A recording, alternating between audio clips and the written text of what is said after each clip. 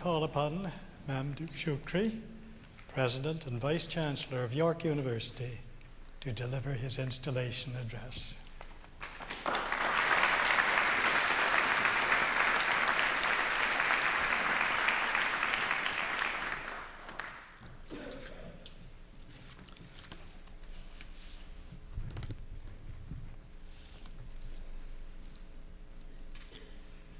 Mr. Chancellor, members of the Board of Governors and the Senate, Mr. Minister, Vice Presidents and Deans, members of faculty and staff, students and alumni, distinguished guests, ladies and gentlemen, welcome, and thank you all for being here today on this very special occasion for me, my family, and for York University. Well, if you will allow me, I want to begin where many of these speeches begin, by thanking my parents. From an early age, my parents instilled in me the value and importance of education, of exposure to diversity in culture and learning. And while I never dreamed that I would someday be the president of a great university, I knew from very early age that I would most certainly attend a university. So I began by saying thank you to my parents and hello to my father, who I think is watching on his computer, watching this ceremony in Cairo.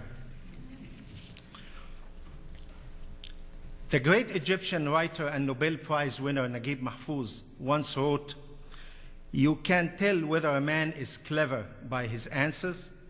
You can tell whether a man is wise by his questions." Well, I am very proud to have had parents who were both clever and wise. Now, this is an exciting time to be part of York University, a time of growth, renewal, a time of transformation. This university has always been a very much a work in progress, as you can see from the number of cranes you may have seen on campus. But what makes this such an exciting time is that York really has come of age. We now look toward the future with strong aspirations, knowing that our reputation for excellence is growing and being recognized. York is very fortunate to have been led by people who have remained true to its motto, Tintanda Vaya, the way must be tried. From founding President Murray Ross, who set the tone for the university at the moment of its creation, to my immediate predecessor, Lorna Marsden, whose vision and hard work in the past 10 years have transformed and modernized York. I am grateful to them and to all the presidents in between for building this great university.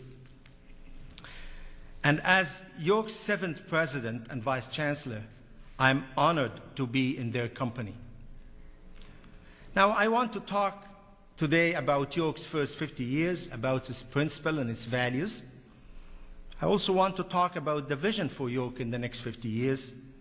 But I want to begin by talking about our shared experience as a university and as an institution.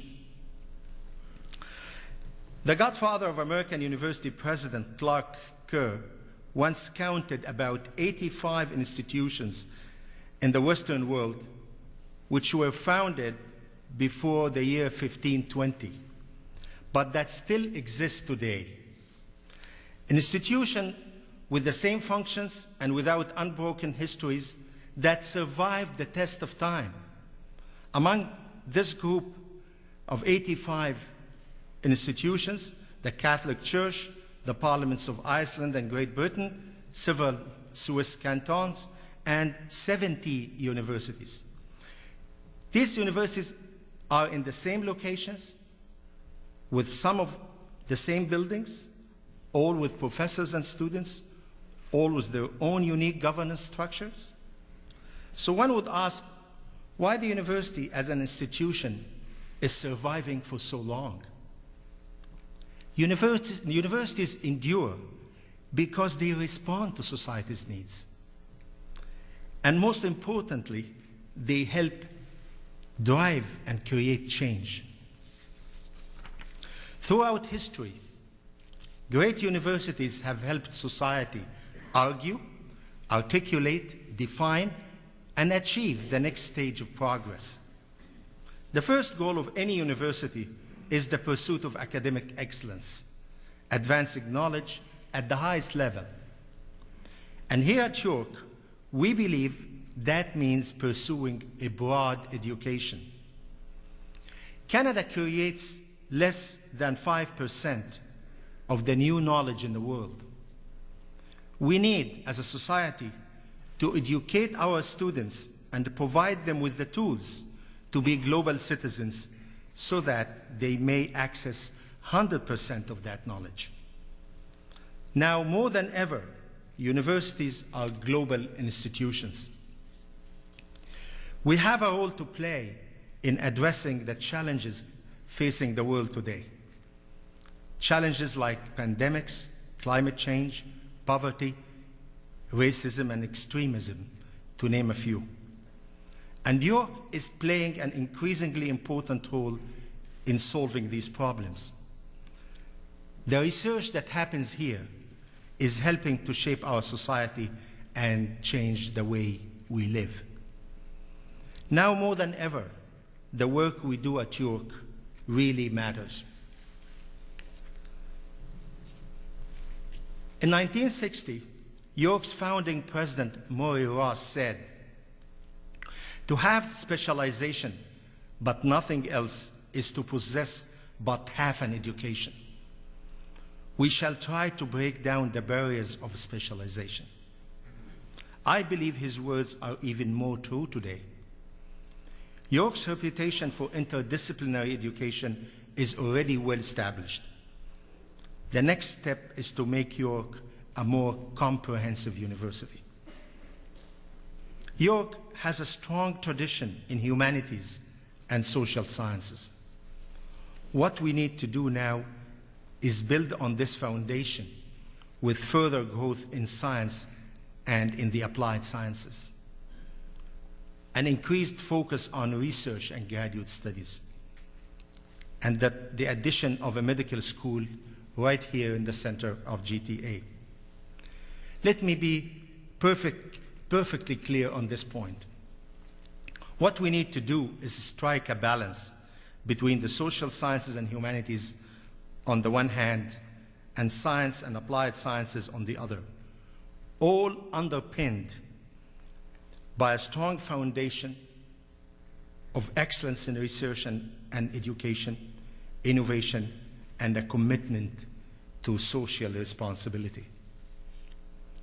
Intensifying research at York does not mean less emphasis on teaching. It means our students are taught by people who are world leaders in their field. It means our students are exposed to the leading edge knowledge. I believe that research and teaching are inseparable. They form a continuum. But pursuing knowledge at the highest level is not enough. The greatest responsibility of the university is to disseminate that knowledge, to ensure it gets out rapidly and does not sit on a shelf, to ensure that it is shared with every part of society. That is York's mission. How do we ensure the timely dissemination of knowledge? In a time of growing global competitiveness, universities need to develop effective mechanisms to ensure society is able to rapidly deploy and adopt new knowledge. That said, I remind you that the best mechanism for the effective dissemination of knowledge remains through our students. Here at York, we are blessed with students who come from every culture, who speak every language. We are connected to the world because we come from every part of it. York has strong values rooted in a culture that reflects the new Canada. Diversity, social justice, accessibility, and fairness. These values were a very important factor in my decision to come to York. I'm tremendously proud of my heritage and where I come from. But I'm even more proud of Canada and all that it stands for, not least of which its incredible diversity.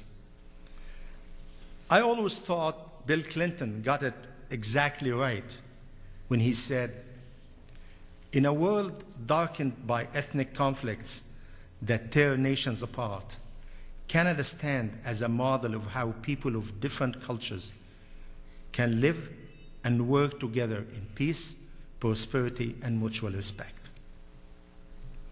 Now, York has come a long way in 50 years, and we look forward with a combination of pride and hope. Pride in our history and reputation as a leading interdisciplinary university, and hope for the great things yet to come, the research that will help us with the challenges we face, the generations of students that we train to be great citizens of the world. Indeed, one of my great challenges as president is how to improve the quality of the student experience here at York. How to ensure students get not only the best education possible, but that they are challenged and stimulated by life outside the classroom as well. In some ways, York is a self-contained city between Toronto and Vaughan, a place where it can be easy to be anonymous. How do we build a better student experience into the commuter campus model? I believe the solution is in getting involved. We need to make this a place where students not only come to class, but also spend time here at the campus, becoming part of the give and take of life in the York community. To make this easier, York is helping to grow and enhance neighborhoods where students can socialize, where they can participate in clubs, colleges, and student government, and interact with faculty and other students. For as large as York is, it is also a community of communities, a collection of people with diverse interests and backgrounds who share at least one goal: the pursuit of academic excellence. Another challenge is how to strengthen our ties with alumni and friends of the university. York has some 200,000 alumni, people all over the world, working and excelling in every field imagined. They are an important part of York's history, and they have an important part to play in building York's future. It is their achievement and the generosity of York's many friends and benefactors who are demonstrating outstanding support through results to date on our $200 million fundraising campaign that allow us to dream and build and grow. As many of you know, York is approaching its 50th anniversary in 2009. In fact, it's only 14 months from now. 50 years of building, striving, growing, and achieving. And now I need to ask for your help. As close friends of York, you can help us make the world sit up and take notice of York in its 50th year. You can help us show the world what York to the power of 50 is all about. It is time for us to shout about York from the rooftops, to let the world know that York has arrived and that the best is yet to come. We really need your help to make that happen. Now, I want to leave you with some words from Pierre Trudeau that describe my attitude to York in the next 50 years. The past is to be respected and acknowledged, but not to be worshipped. It is our future in which we will find our greatness. Thank you all for coming.